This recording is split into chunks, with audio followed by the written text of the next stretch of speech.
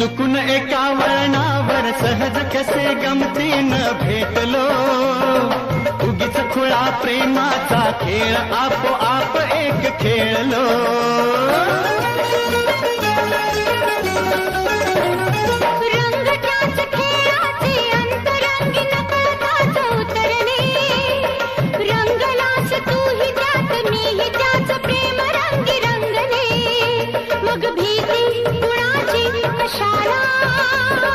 भीती कुणाची कशाला, भीती कुणाची कशाला, अगं भीती कुणाची कशाला.